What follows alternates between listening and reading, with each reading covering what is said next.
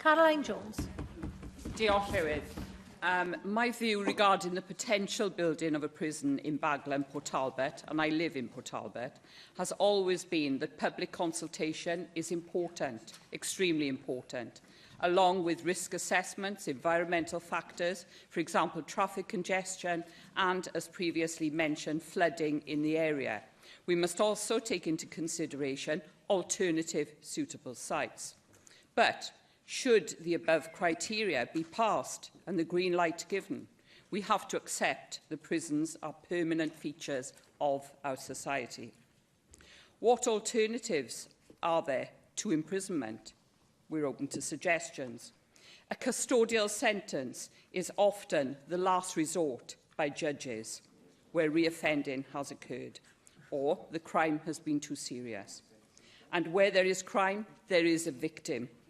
Try telling a lady who's been the victim of domestic abuse with a broken nose and broken ribs that we are looking for an alternative to prison for the offender, and there will be public outcry.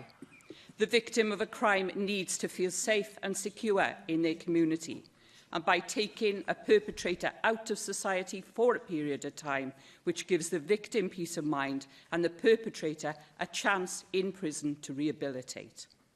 If prisoners are locked up in cells 23 hours a day, there is very little chance of rehabilitation happening or of it being successful. My work in HMP Park concentrated heavily on rehabilitation. Prisoners are not locked up 23 hours a day, but were actually out for 14 hours a day as per contract. A typical day would be breakfast at 7 p.m, exercise and shower.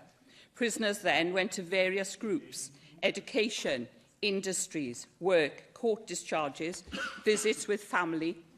The industries provided horticultural work, woodwork, metalwork, printing, to name just a few.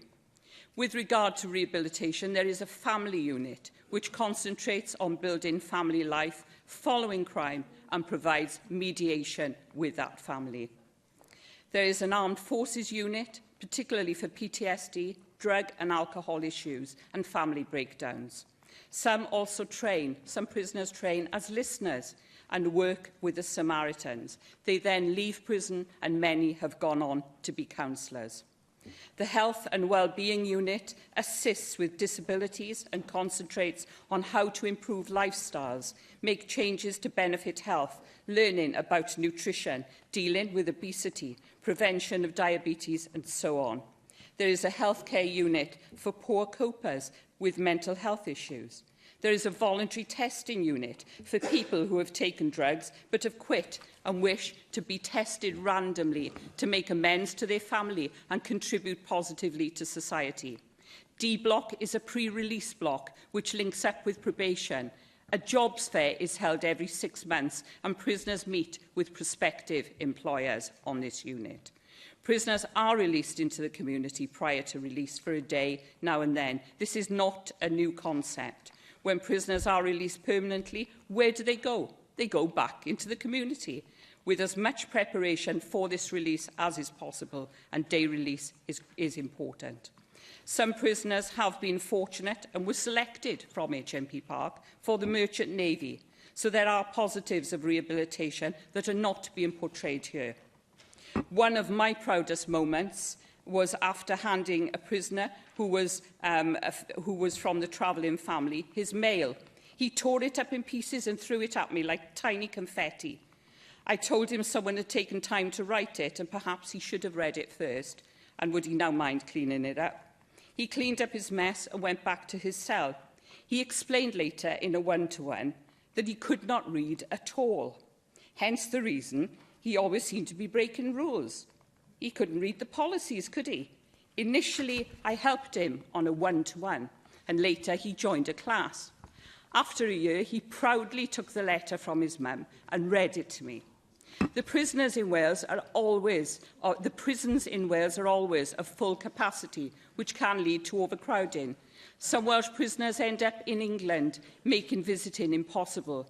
Therefore, if we are to successfully rehabilitate and integrate offenders, then surely family visits are of paramount importance. There is also the employment factor to consider.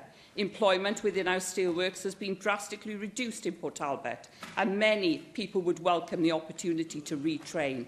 It is not just prison officer jobs. There are non-operational roles, catering, healthcare, to name but a few. Money spent outside will boost the economy. During construction, it would be great if Welsh steel was used and local labour also provided.